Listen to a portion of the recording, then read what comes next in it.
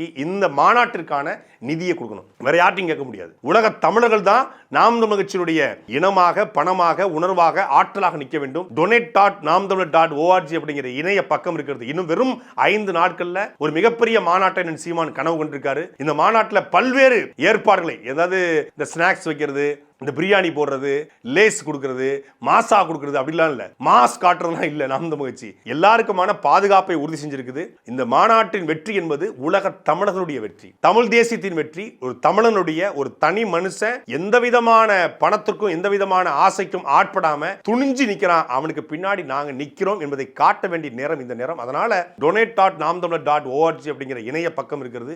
உங்களால் 500 ரூபாயா, 5000 ரூபாயா, 5 லட்சம் ரூபாயா, இல்ல 5 எவ்வளவோ உங்களால் முடிந்த எந்த நிதியா இருந்தாலும் இந்த 5 நாட்களுக்குள்ள கொடுத்து நாம் தமிழர் கட்சி இந்த மாநாடு வெற்றி பெற நாம் எல்லோரும் உறுதுணையாக நின்று வெற்றி பெற செய்ய வேண்டும்.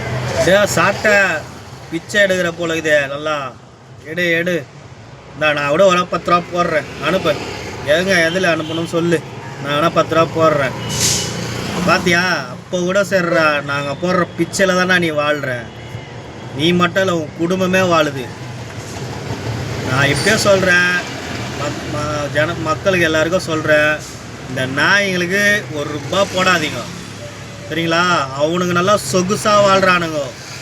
அண்ணன் நல்லா வீடு, பசங்களெல்லாம் இன்டர்நேஷ்னல் ஸ்கூல்லலாம் படிக்க வச்சிக்கின்னு வருஷத்துக்கு 50 லட்ச ரூபா பீஸை கட்டிங்கலாம் வாழ்ந்துன்னுக்கிறானுங்க.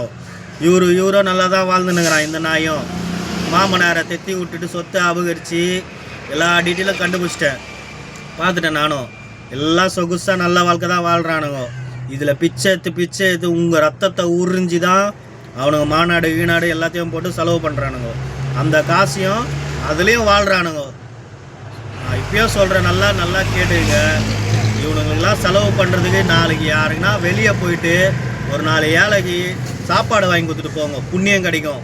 இவனுங்களுக்கெல்லாம் நீங்கள் கொடுத்தீங்கன்னு வச்சிங்களேன், புண்ணியம் மட்டும் வராது, சேர்த்து பின்னாடி ஆப்பம் சேர்த்து தான் வரும். கேட்டால் கட்சி நிதி கொடுங்க, அதை எப்படி பிச்சை எடுக்கிறான் பாருங்க. இவ்வளோ பேசுகிற நாய் நான் பார்த்துக்கிறேன், நான் சொந்தமாக கீச்சிடுவேன், பிடிக்கிடுவேன்னு சொல்லணும்ல, முடியாது, பணம் முடியாது. அப்போ இவன் ஒரு மயிருக்கும் பிரயோஜனம் இல்லை. அவ்வளோ கோடி ரூபாய் விட்டு வராரு, அவர் நினச்சாருன்னா என்ன வேணால் பண்ணலாம்ல. இப்போ தெரியுதுங்களா?